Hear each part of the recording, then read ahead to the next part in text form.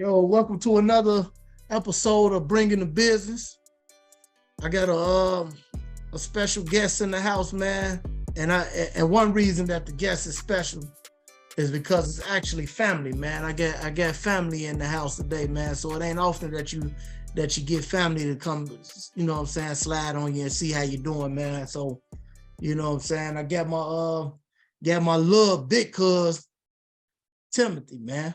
You know what I'm saying? Big Tim, man. So he slid on me, man, and we gonna talk some shit today, man. What's up, cuz? What's up with you, man? How you doing?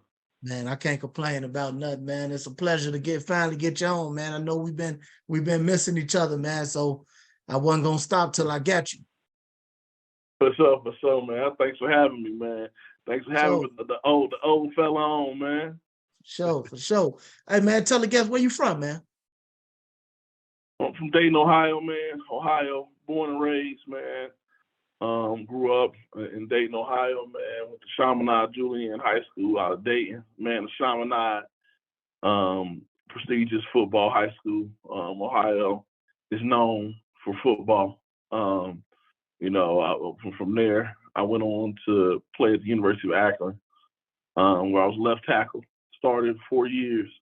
So hold on. Before you keep going with that, let's start. I want to go back to your high school, right? And I'm gonna tell you why I want to start there, because I remember you would come for the summers, man, come for the breaks, whatever. You know what I'm saying? We see, so you was always a big kid. You know what I'm saying? Husky kid, big kid, whatever. Man, one of them summers your ass came, boy. And you were, what up, cuz? And I'm like, oh, we ain't no more picking on him, man. Ain't no more pushing no cuz. Ain't no more of that shit, man. You know what I'm saying? They like, man, he up there balling, man, up there on that football. So you had to be about a sophomore or junior, man. You came back, man. Yeah. You was a different guy then. So it really started with the mindset, man. You know, cuz I always talk shit. You know what I mean? I'm a shit talker. You know, so I didn't ever want to be the guy that's talking all the trash, but was really terrible in real life.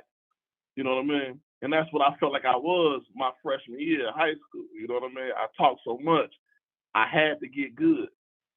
So I started working. You know what I mean? Like that's what it started my freshman year, going to my you're right, perfect time. Going to my sophomore year, you know, really my sophomore year, my actual sophomore year is when I really started pushing myself in the weight room. I picked up wrestling, you know what I mean, which was a huge help. Wrestling as a lineman, you know, my balance and my strength, you know, my endurance, because, you know, wrestling shape different from football shape. You know what I mean? You tussling, you know what I mean? That's serious shape.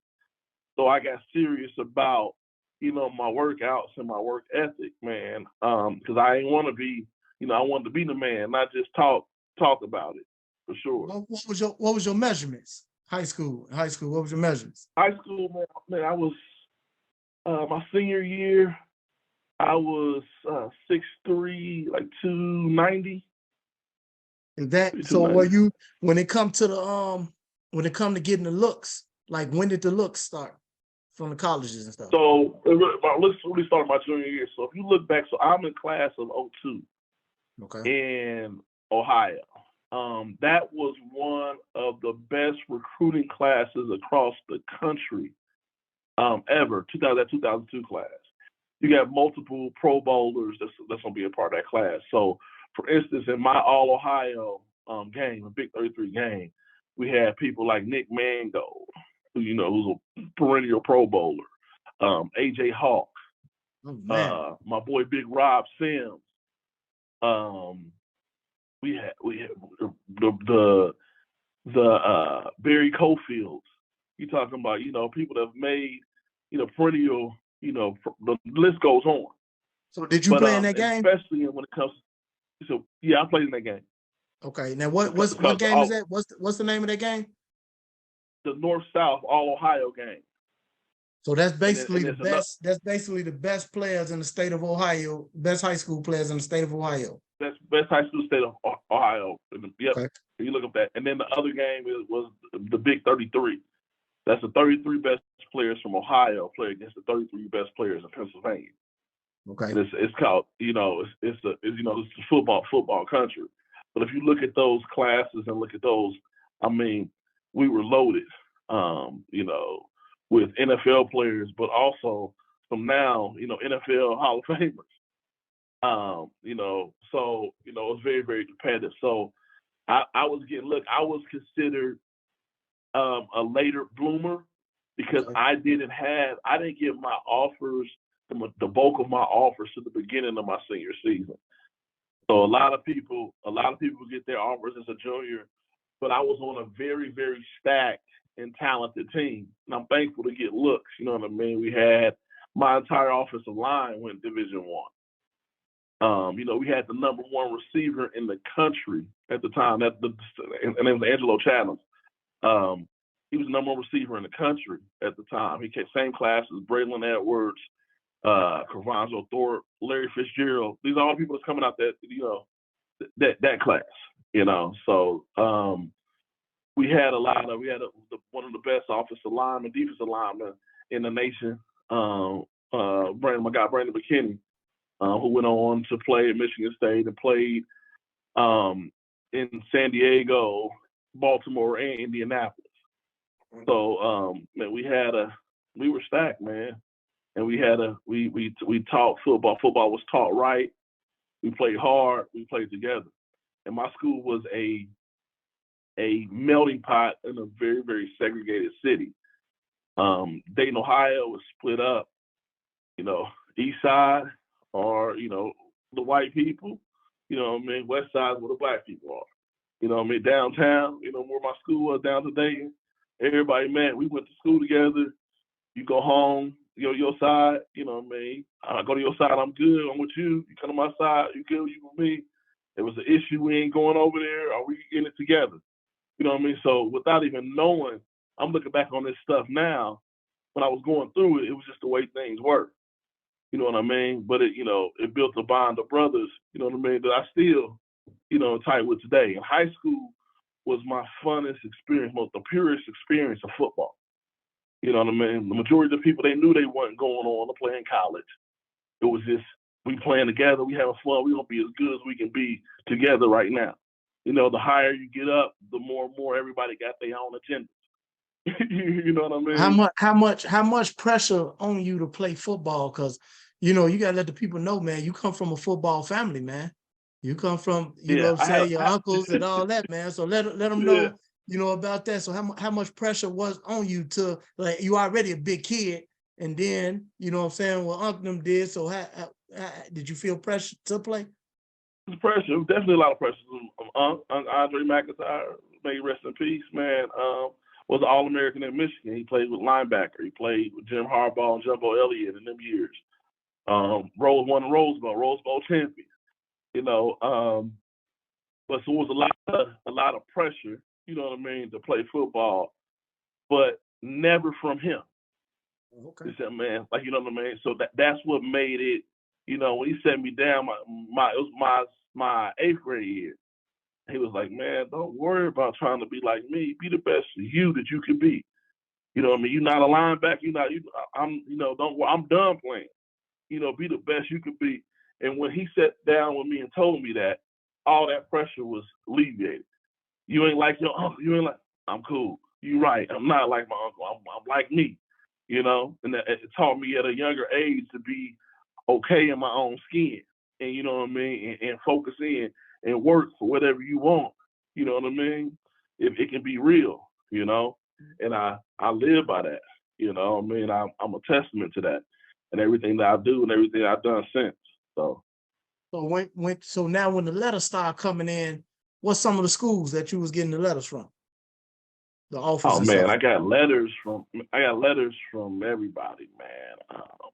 You know, big ones, Oregon, USC, you know, of course, Ohio State, Penn State, Michigan, people, and you get a lot of letters, you know what I mean, especially during the May evaluation period. You fill out your questionnaires, and, you know, and then the big difference was the handwritten letters. You know what I mean? So I got a handwritten letter from Auburn. That was cool. University of Minnesota, Indiana. You know, I ended up getting offers from everybody in the MAC at the time, including Marshall and Central Florida, who were in the MAC at the time when I was coming out. And then I had lower Big Ten, like Indiana, Minnesota. I had Kentucky. I had lower tier of the larger programs. And my big thing was, at the time, my grandmother was ill. I wanted to be close to my family, you know what I mean? And I didn't want to go to a school just because they was in a conference. And I'm going to get beat up on every year just to say I'm in the Big Ten. I go to Indiana, I wanted to go somewhere that wasn't far from home, a similar city as home, and I can compete for a championship. You know what I mean? And play early. That was my big. I want to get in a position to play early. Where you end up going? And build my life. University of Akron. That's right. University of Akron, man. Akron's it. You know what I mean? I had some good times. While I was there. LeBron was in a year behind me. He was in high school. We played all his high school games in my arena at the Jar. James A. Rose Arena. His best friends played basketball at Akron. So, you know what I mean? Haven't been a time where Buzz was in Akron. Everybody in Akron. LeBron's there. Been a relationship with them. It was a fun time in Akron. So I know you say you want to play early. How soon did you get to play? So my true freshman year, man, I came in, and I felt like I was working hard, but when you're going from high school to college, it's a different level. Right. So when I got there, I wasn't in college Division I shape. They was expecting me to play because I was the top recruit in my class coming out, going to Akron.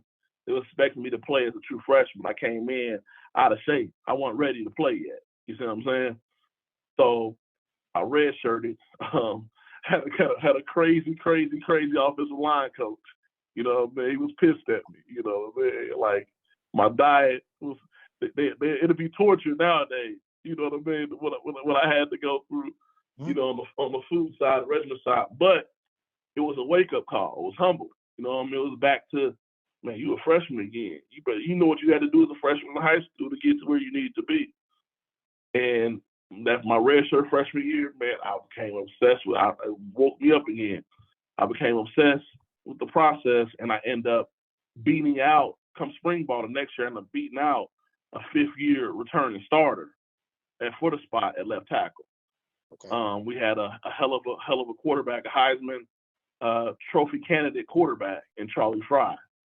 I blocked his blind side. He was, drafted in the second round by the Browns. Okay. You know what I mean? Charlie Fry, he's the offensive coordinator at Florida. I think he's got that job at Florida Atlantic right now. Okay. He was at Central Michigan prior to this. So who did you have a pleasure? Who did you have a pleasure playing with? Anybody? Playing with or against? I want to know both.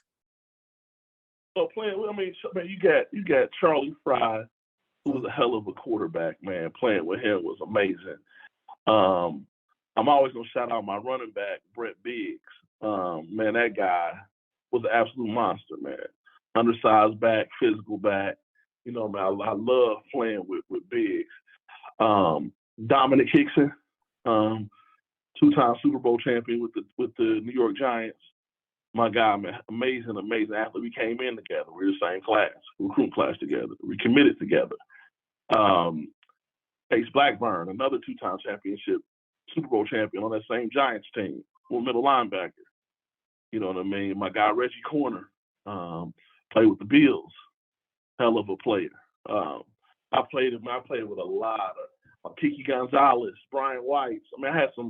I can honestly say I had some great teammates that made up, who I am and how I coach today, how I do everything I do today. So I had some great guys. Playing against, man, you're talking about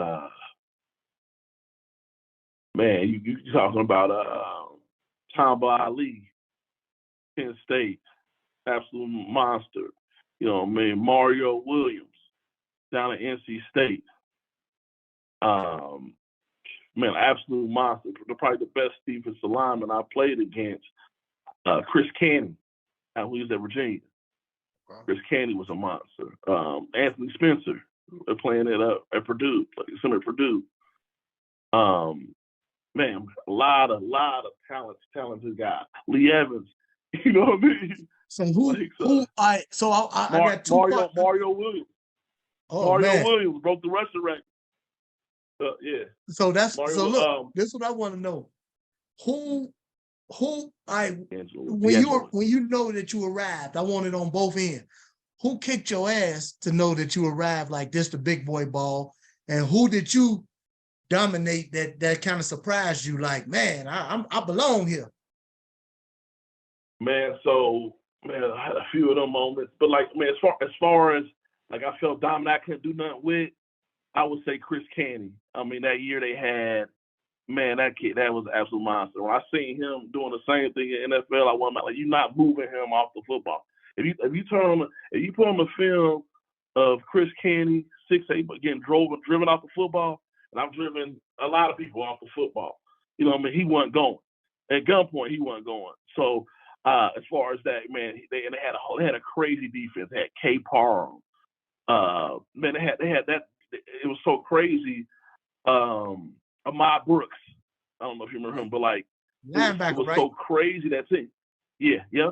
So the week after they played me, 3 of them tore their ACLs. Whoa. So Chris Canty, I think Ahmad Brooks, I think K. Parham, they all tore it the next week after they were like number 2 team in the country, bro. And I mean, they put it on us, bro. They wore us out, and then everybody got hurt that next week. And then crazy thing about it, Chris Canty was still going to be a first-round pick. Then he got in a bad car accident a week before the draft. He was partially blind in one eye. And still got drafted in the 3rd round. And had a long NFL career. So, yeah. So, and then as far as like dominating-wise, man, I would have to say Larry English. You know, Larry English was drafted number 12 by the San Diego Chargers. Played against him, 3 times in actually one season. We actually beat them in the MAC championship to win the championship. Came back from 16 down, less than 6 minutes left, and won by 1.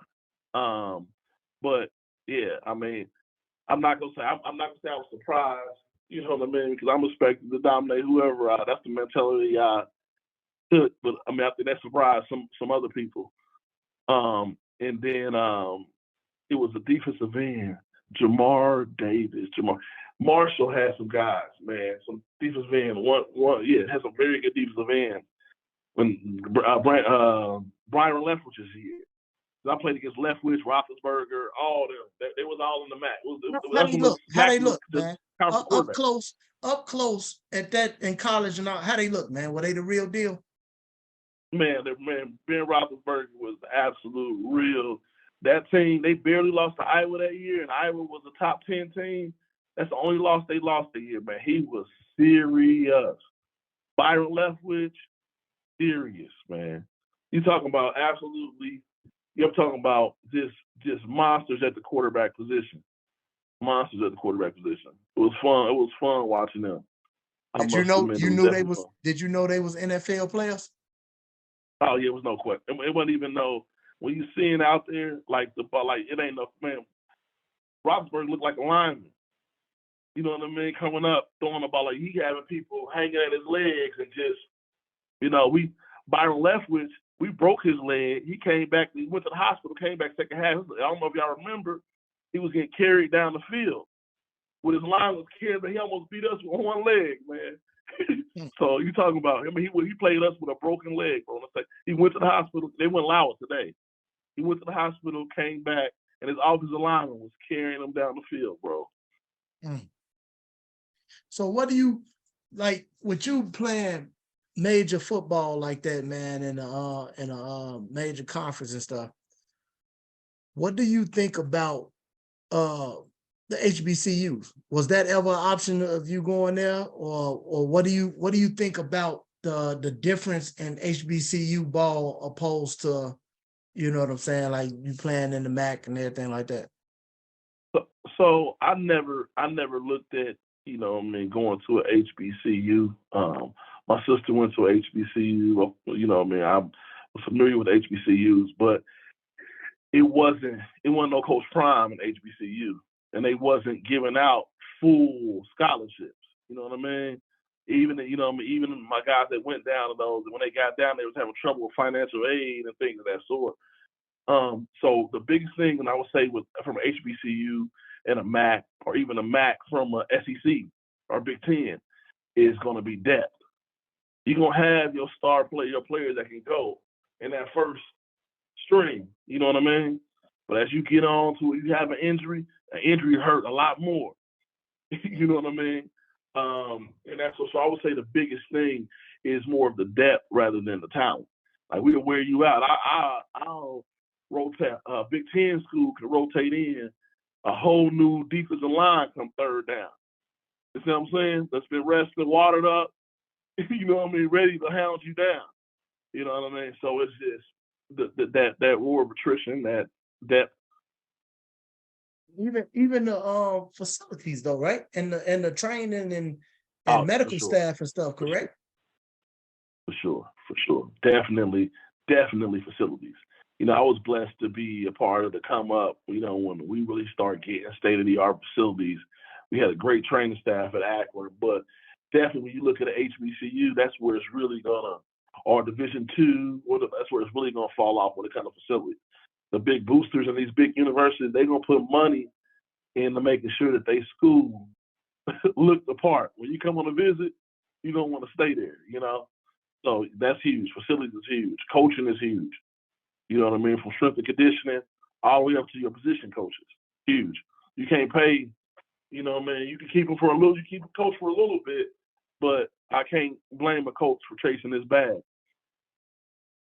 So did you have any NFL looks, or did you attend any combines or anything like that?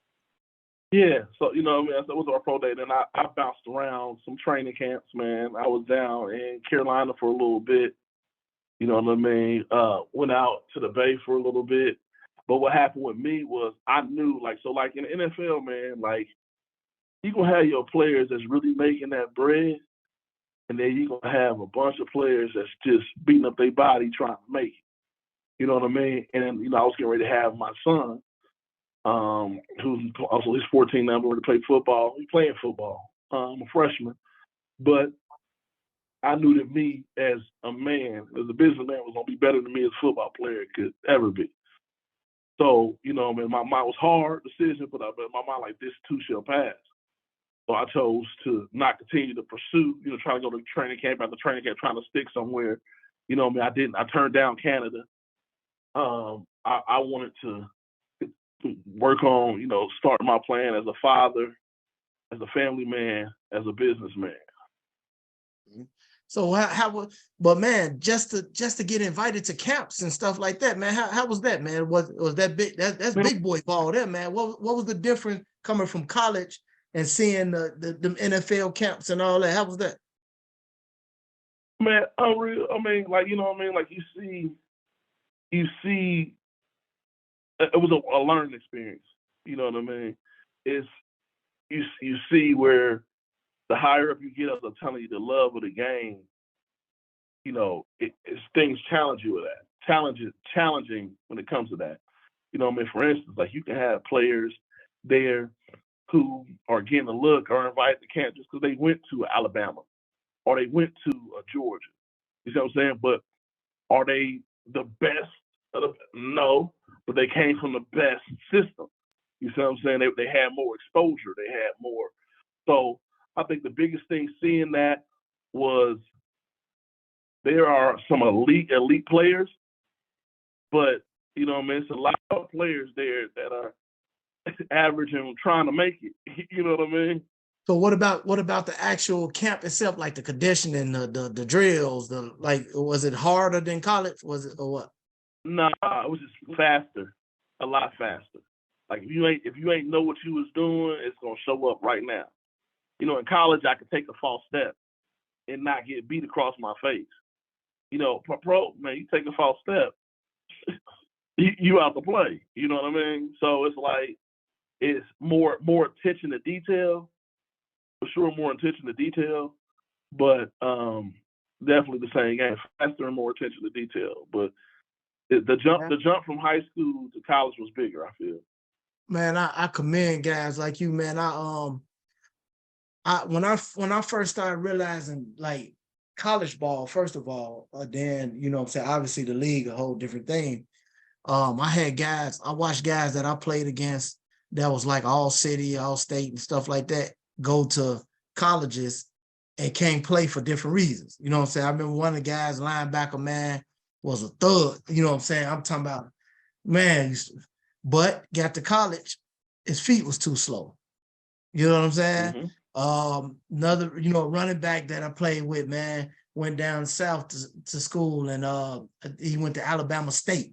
You know what I'm saying? And he was all state and everything up here, and got down there, and it just didn't work out for him or whatever. So he was somebody that I just knew. Them two guys in particular was somebody I just knew was like, man, I know they. And then I got to see like, man, oh, okay, then college.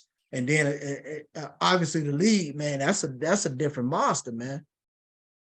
Yeah, it's so crazy, man, because people downplay, you know what I mean, the mental aspect of football. You know what I mean? Yeah. You said what? No, you say something? I was saying the mental aspect of football, man. Like that mental side. It's people that you look at physically talented to the core.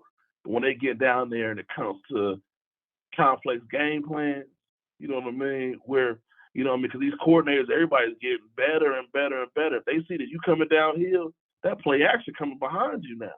Now you got to be able to adjust. How are you going to adjust to that? You see what I'm saying? So the mental aspects, being able to focus on your mind, the next play, I just got absolutely embarrassed this play. If I can keep thinking about that player, am I going to move on to the next play and embarrass somebody else? So it's like that mental, people underestimate. And that's why I love, I'm doing my passion with coaching, youth football, my youth players, man. I'm helping them get that in their heads now, the mental aspect of the game, man. If you can't be mentally strong, forget about physically strong. Forget about it. If your mind weak, you know what I mean? You limited. You limited in your ability. You limited in your ceiling. You limited to how you can help your team. So tell me about this coaching, man. I know you got a nice little program going right now, man. Tell me what's going on with that. So my football programs started 2 years ago. 612 Young Kings. Every year we've grown. You know what I mean? We got some very talented kids from the inner city of Minneapolis, north side of Minneapolis, and surrounding suburbs. This year, when I came to Minnesota. So I was in Chicago, living in Chicago, following the pandemic. I moved my family to Minnesota. That's where my wife is from, Minneapolis, and I was seeing how youth football was being ran here, and I, was helping out for the program. And you ever got into something and you didn't really understand what you were getting into. You got into it for the right reasons, but you ain't understand the background behind it. It was one of those situations I'm dealing with stuff involving integrity and stuff that I ain't have nothing to do with. I'm just here to help these kids. And from that, I'm giving a lot of time.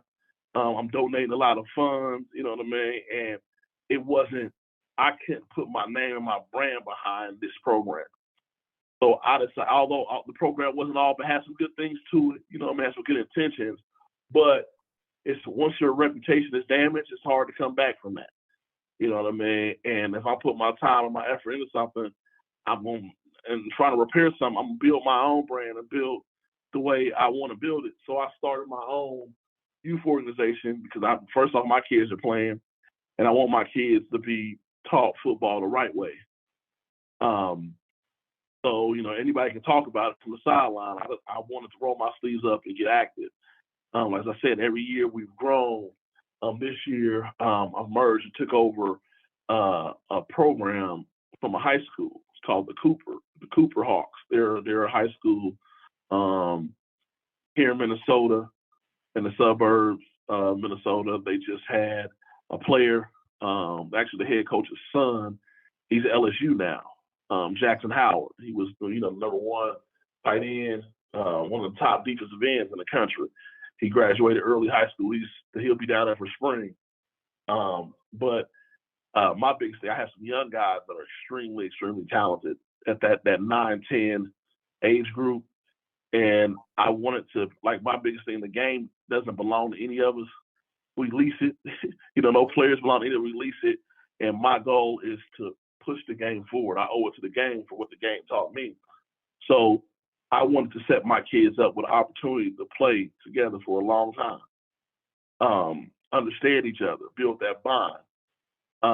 And I did that. I merged my program this year. It's actually new. Actually, last week we made it official. About a week ago, we're now, instead of 612 Young Kings, we're the Cooper Young Kings. And we run every age group from 2nd grade all the way up to 8th. The kindergarten and first graders will be able to play flag. But we got a expansive program now that's grown. Man, we pretty much quadrupled in our size. We're running every age group. We got about 10 coaches. Plenty of team moms. We're hoping to get even more coaches, but it's bringing a brand of football that I know to Minnesota because it's different than Ohio. Is still in Massillon, Ohio. When babies are born, Canton, Ohio, babies are born to this day. The boys are footballs in their hand, in their crib. Compounds are in their crib. It's serious. As people are taking it serious. And I want to show, my kids in Minnesota, there's another level of football. And you can work for it or you can see it. We travel in the spring. We're training right now. We travel in the spring. We go to, this year we're going to Ohio twice. We're going to visit the University of Akron's campus, show them my old stomping grounds, take them to the Pro Football Hall of Fame. And we're also going to, out here where I'm at now, to Denver. I like bringing them out here in preseason. As good as they are, at this altitude, when you get to the third and fourth quarters, you're going to be tired, So it's like a mental and physical conditioning type of thing, And, I got my kids, like we play anybody. We're not scared of the losses. My biggest thing is getting them obsessed with the process. Right. The wins is going to take care of itself. But teaching them to learn and be, obsessed with the process. And I'm like I said, I'm loving my program. I'm missing them kids. I can't wait to get back. But we at it, man. So how old are your sons? So my youngest, he's a quarterback DB. He's 8 years old. Ty Dollar, Chicago Tyler Crouch. My middle son, Meatball, he's 9. So Tyler's 8, he's 9. Massive kid. He's wearing size 12 shoe already. At 9? Meatball, yeah. At 9. Man, massive. He probably Meatball probably 5'7", but just massive at 9. I have a 14-year-old who's about 6'3", 270. He's a freshman. And I have a nephew that lives with me. He's a lineman, but he's 6'5", 340. He's gonna be a real problem. Jeremiah how you feed them, man? Man, it's hard, man. You see, I'm out here working now. I'm in Denver. Right. I gotta keep opening these businesses. You need 2-3 jobs just for food at home, man. Man, cause they breaking steps in my house, man. They breaking steps in the house, man. They gonna be running up and down the steps, man. Oh man, that's what's up though, man. And then you got football house, all boys. So they out in your. Do they do anything else? Do they play any other sports or just football? So I want to get them playing other sports. You know what I mean? But they doing so. That's why they working out. They training. You know what I mean right now. But I want them playing. I don't want them thinking they feel like they so obsessed with football right now. Well, I don't want to play no other sport. But best. I want them to play other sports. Because sport is universal skills, man. Right. You know what I mean? As long as you moving and being athletic, man, you young. Like I don't want you to feel like you limited. So when it comes to you out there actually coaching, or are you just running the organization? Yeah, I'm actually coaching. So I actually was the head coach of the 10U team last year. So the 5th graders are going to be 6th graders next year. So I'm actually hands-on coaching as well. But you know, I see myself as being more the overseer, offensive line specialist. But I get my hands there. I'm wherever's needed for the program. You know, That's but my what's up. specialty is that O line. You know, I'm that trench guy. Hey, and I knew I should have known you was coming on here with that 49ers gear on, man. Oh, you know, man. Hey, man, you know, coming from Ohio, how you become a 49ers fan? Man, when I fell in love with the game of football, bro, I don't switch up. I'm still a Bulls fan too. When I fell in love with the game of football, that was Joe Montana, Roger Craig, you know what I mean? Taylor, Rice, Ricky Waters, Merton Hanks, you know what I mean? All them guys, you know what I mean? That was when I fell in love with the game. That's what I was watching, you know what I mean? That's why I was like, it feel like that when I'm seeing us play the Cowboys, yo Packers, you know what I mean? When I see that, I'm like, it's like I'm living the good old days over. You know what I mean? You see me and Tyler, he my youngest, he a die-hard Niners fan. My middle one like the Ravens, man. Like the Ravens, and my oldest a Niners fan, but he ain't as crazy as us. My baby, yeah, that's why he was in the NFC Championship game with me, you know what I mean? So it's like, you know, that's my little guy, you know what I mean? So he loving it, and so he fall in love with the Niners, watching, you know, Jimmy G, you know what I mean? Trey Lance, Purdy. But yeah, so like it was like, and this year with us, like I felt it was a humbling experience for the Texans. Like I feel like that was the best 49ers team from top to bottom the 49ers have ever had. And you know what I mean, you down to your fifth quarterback basically. Your fourth, you know what I mean, your fourth string quarterback get hurt. Your injured third string quarterback got to come back in, but can't throw the ball. You know what I mean? You can't. You know what I mean? And I'm happy the Eagles lost because they skated their way to the Super Bowl. I couldn't honor that. You know what I mean? At least the Chiefs went through. So when it comes, you mentioned your quarterback. Who you want at the helm next year? I mean, if Purdy was healthy at the beginning of the season, you can't take Purdy out the game. Like Purdy worked for Shanahan's offense to a T. You know what I mean? Trey Lance, I feel like he can be good. You know what I mean? But I think he needed another year or two. He wasn't ready. Trey Lance wasn't ready this year.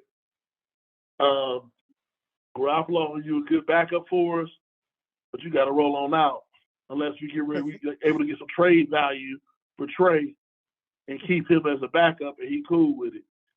You know? But y'all do a lot of winning with Jimmy G though. But Jimmy, the thing about it is, man, like a Shanahan officer, that's the type of, so my head coach that came in from Akron after the coach that recruited me got fired. My head coach that came in from Akron, Coach J.D. Brookhorn, came from Pitt, but he started in Denver with Shanahan. So Shanahan's offense, we ran the Shanahan offense. So I understand that Shanahan style offense inside and out, okay? Jimmy G does not, is not consistent. It actually isn't consistent enough to